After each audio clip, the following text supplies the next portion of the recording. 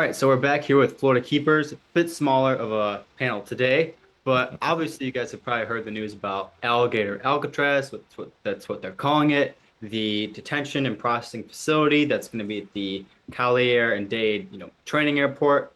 And obviously it looks like, unfortunately, with the federal powers and the state powers, pretty much impossible to stop. Fortunately, there is another protest this Saturday, but we did want to highlight that there are many other areas in the Everglades that have, somewhat have old uses on them, have old concrete pathways, and could be arguably used for later projects by anyone. And that could be a concerning thing that we have in Florida's future. Absolutely. I know that there was, I watched a video recently. I don't know who it was by, but there was like these big concrete slabs and they like crawled underneath it and they looked down. There was like a missile silo, like an Yeah, old, yeah. yeah, from back in like the Cold War. I believe it was the Cold War. I could be wrong on that, but there's a lot of those little hidden gems, so to speak, out there. And unfortunately, some of these places might just out of nowhere somebody might decide they want to use them now. Especially with this alligator Alcatraz thing, the federal government has a little bit more sway than Florida does, and I don't know. I don't. It's one of those weird things where to watch it happen like this and how quickly it's happened, it is very disheartening. Yeah, and it's like not even that just the federal government has more power, but also the state of Florida is like fully on board with the plan. Like I think it was the Yeah. AG Meyer who was like he was kind of like, at least it appeared to me, like the spokesman of this project. I think he's got some political aspirations. He might be trying to cozy up to the current administration, but he kind of went out there in some videos and stuff and was like, "Hey, we're doing this, blah blah blah," trying to show that Florida's at least to him, one political light. But obviously, it seems they completely disregarded the environmental serious concern with the environmental part, because not only is it a serious immigration concern for many people, but I think they didn't weigh how much environmental pushback and even like the first stuff they put out about it was very much like it's going to be a prison. It's going to be like this large like facility. It seemed more permanent and more large and more bed brick and mortar. But then it only took a couple days, and with granted pushback, it's now changed. And you can see the satellite photos and videos,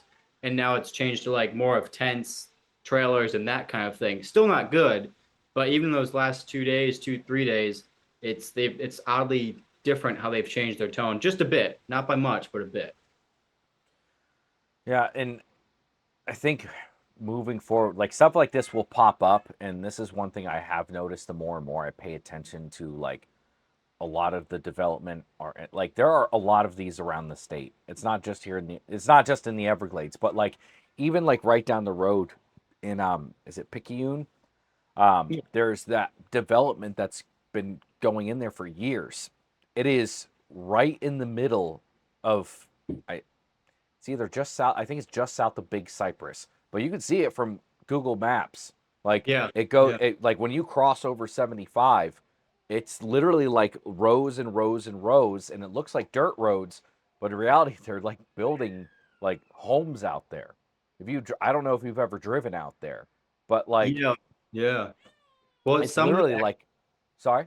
No, like some of it actually, there's some of it is new developments, but some of it is actually, oddly enough, back in like the 50s, I think, there was a huge, and this is weird, like this isn't the first time we've seen Florida radically, developed, even though there's a lot less wildland to do it, but there was a big, swamp buying program back in the day, and they were trying to sell people, land that they could build their houses on. And essentially, you'd buy it sight unseen. But when people got there, in a place like this, just south of there, they get there and realize it was just a swamp that we flooded half the year. So some of it was abandoned, some of it they're still trying to, use. And no matter what, any person, whether it's developer, some, very moderate conservationist, or very, someone in government or whoever it is, the Everglades might be large and it might be protected, but it's definitely not completely safe. And they'll still try to build on the swamp, no matter what they tell you. They'll try and build wherever they can in Florida. So that's a big concern because swamp is, I mean, you guys know it's a very critical ecosystem type. It does a lot of the filtering. A lot of animals live there. It's one of the most biodiverse habitats in the world. So Yeah, but like that place Dean was mentioning, like you can see where they tried and they're still trying, but you can see the evidence of development. Yeah, and I mean it's literally like right in the middle of what you would call the Everglades. Like if you look at it Yeah. on the map, it is part of it. It's like right next to Florida Panther Wildlife Refuge, like right next to it, and it's it's incredible to me that like people also don't realize that like anything south of Lake Okeechobee is the Everglades, or historically was the Everglades, I should say. Like the way that it used to like everything that is the sugarcane fields, all Mhm. of that was like just as you would see if you go over Alligator Alley. Like that's all. It was all connected. It was all of that, and we've drained it. We've made it the Mhm. way we want it to be, basically, and to think that we can't that they can't do it I mean, they could do it. They could do it if Yeah. they wanted to. But like, I mean, even something like this airport has been out there for I don't even remember how long it's been. It's been a they were what it was trying they were trying to make it like the biggest airport in the world at one point, weren't they? Yeah, they wanted like it was gonna be essentially like the hub for any American air travel and into America from Europe and the South. So it was essentially they because at that point I think they had the supersonic jets, like the ones where it's like the start at the sea, but like the noise, Oh yeah, you know? yeah, I forgot what it Yeah. was called. Trump But talked about like it recently. yeah, but they like wanted like it was gonna be bigger than like JFK or LaGuardia. So like imagine like LaGuardia or JFK as there are their size alone in the Everglades right there, but imagine it being bigger. And then obviously you've got the traffic going in. You're gonna have stores, shops. So Yeah. it would have been. Fortunately, it was defeated, but like that would have been. It would have. I think the biggest argument that like Marjorie Douglas, who like is started the Friends of the Everglades, it would be just like a huge cut in the middle of the Everglades that would essentially like it was already a reduced ecosystem at that point, but that would just like essentially kill it. It's cutting right across the throat essentially. I think and I think the pressure needs to continue. I Oh, do. Um I also think we should think about how we're going to stop something like this from happening in the future. Like, if, because right now, and I know that the people are worried about it becoming more than what it is, like, even just on the street. Because, right, as far as I'm aware, they plan on just having it on what's already built out there.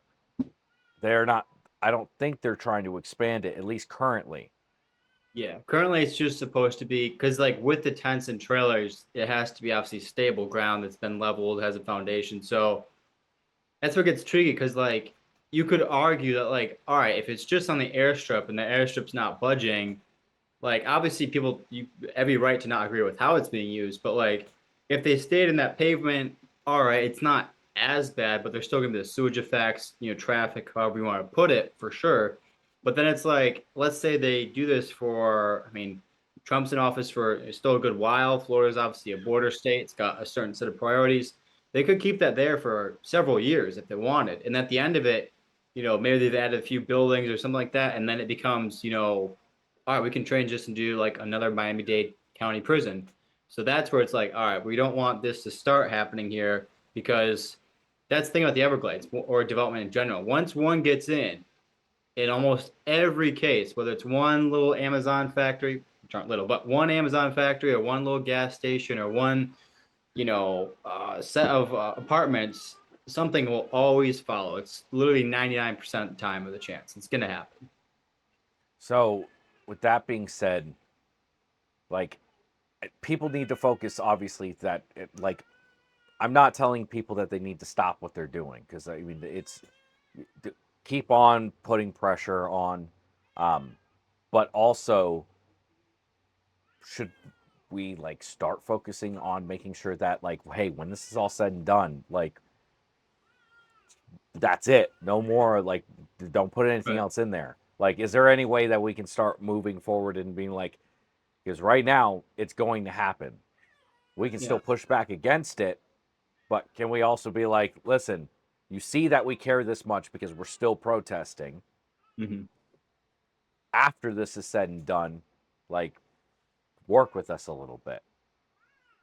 Yeah, I think hopefully with I mean, the continued pressure is what made DeSantis came out today in a, I only saw clips, but in a conference, but just arguing that like it's for him, like, because he's arguing from like, oh, okay, it's not, and this happened today, so he's been looking at the pressure and all that, and he had to kind of come back and say like it's not really that ecologically impactful. We're not. He's saying the state's saying like they're not going to be building out into it yet. Um, and also their clear use is just for the processing and detaining. But I think obviously if the pressure continues, it would make the state have to kind of overstate their position on protections and make sure it doesn't expand. If that pressure goes away, they might feel more free to do whatever they want. I think obviously the Miami mayor, I think, wrote a scathing letter. They were trying to buy part of it. I think if you work with friends of like groups like Friends of the Everglades, that would be good. They obviously have I mean, they were the ones that helped stop the original one. So obviously, whatever they did, and I know a lot of it was political work, money. Like it's not even something this big or the potential to be this big will take a lot of actors. But what's interesting, I think you're seeing like a lot of mainline conservation orgs in Florida they're kind of straying away from this for right now. So we'll have to see if they see the continued pressure if they'll start to put some voice in because um, it could get worse. We're hoping it doesn't, but it could. Could get worse. I don't know. It sucks. It sucks to watch feeling helpless, and at the same time, like this stuff just pops up. Like, I mean, all the time, obviously. Like, you get a development that pops up here, or like a land swap just pops out of Yeah. nowhere, and you feel good about what you feel like you've done for that. And at the same time, this happens, and you're just like, okay, well, it depends on who the big hitters are. Like, this isn't a company, this is the federal government. Like, Right. what do you. And then it's a very tricky issue. It's a very tricky issue, and a lot of people, it's very divisive, unfortunately. It shouldn't be, but it is. I Right. just, I don't know. I just want Florida to stop being developed. Hmm. It's that it, and at least even if it like not developed completely, because I understand there needs to be something. Like growth is good, but smart growth. This just none of this ever feels smart. None of this ever feels like thought out and like it's just like what can we get away with? That's what it always feels like. What can we Yeah. get away with? Yeah. And I don't really know. I don't have the answer to that. And unfortunately, I mean that's what we're trying to do. I don't know about you. I think so at Yeah. least, but Yeah. I like mean, it's like having better. I mean, because a lot of this is county approval, city council approval. I mean, if we had the right politicians, a lot less of this, in theory, should be happening. Obviously, this one is a whole federal government issue and state yeah. issue, but a lot of the other developments that have city purview, county purview, whatever it is, district purview. I mean, that's really probably one of the best ways is different politicians. With something like this, yeah, it's going to be a lot of stuff. But to wrap up, though, there is the Miccosukee Betty Osceola. They are leading a protest on Saturday. It's the same spot as before. We have obviously information on our bio. There's a few shared things we have between Floridakeepers, um, Betty is Osceola, as well as Clio Institute. They did a good video on that, so check that out. It was very informative. And obviously, this is kind of like from their lens, the tribe's lens. So they're going to be doing it the way they see fit. Their focus is obviously mainly on the environment, the ecosystem, obviously the tribal, relation to the Everglades. And they said very clearly, peaceful, and they don't want to, they're going to be like watching for people to like, not that they would, but they're not going to have like people try to hijack what they're doing, and obviously their connection to the land. So definitely be mindful of that. And yeah, we'll catch you next week. We have a meeting to get to with the general Florida keepers right now. But obviously, even though this is a bit of a sore. We have to keep going. We have to keep fighting for Wild Florida. Absolutely. I could have said it better myself. All right. Y'all have a good one.